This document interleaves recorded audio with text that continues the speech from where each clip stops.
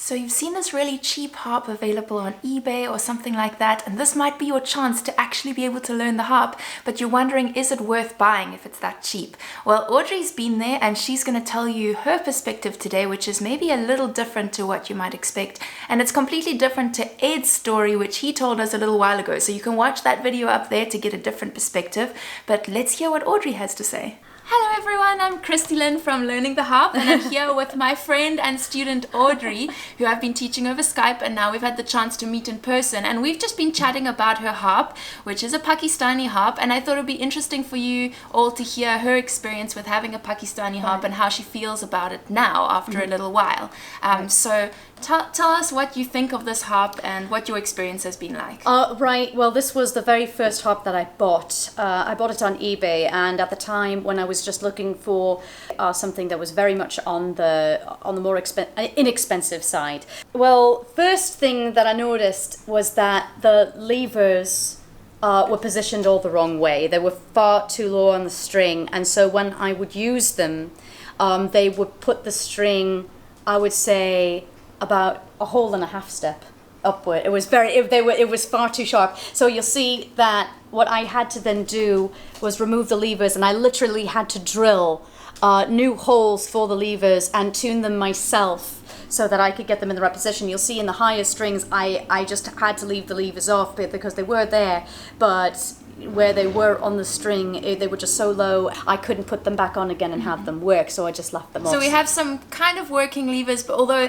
it's also not perfect, because when you put them down, they also kind of touch the string, so you have to carefully put them in just the right position. You've got to be very careful. Of course, I'm used to it. I'm used to it. And then the other thing is we have a pregnant harp here. We do. So the soundboard has come up quite a bit. There's some cracking happening and here. over here as well. On the side, you can, if you look inside the harp, you can see the light coming in. So we've been saying it's probably not going to last that much longer. No, it hasn't. But you were saying you don't regret it. So tell us about that. It got me really enthusiastic about playing and knowing that I wanted to go further with a better harp, with more strings, so that I could play better pieces. So essentially, I don't regret getting this harp at all. I've loved playing this harp, but unfortunately, it has to retire soon. And how long have you had it for? I've had it since January, and it's the beginning of August now. So about 8 months? And no longer than 8 months. Yes. I don't know if it will last till the end of the year. So for those of you who are looking into buying something like this, Audrey has had a really positive experience with it, but of course that's because she can now buy another harp, because now you've decided it's worth investing money in your next harp. She's learned some good technique, she's learned the foundations, she's managed to get the levers working so that she can at least get 1 or 2 other keys, and it has a pleasant sound.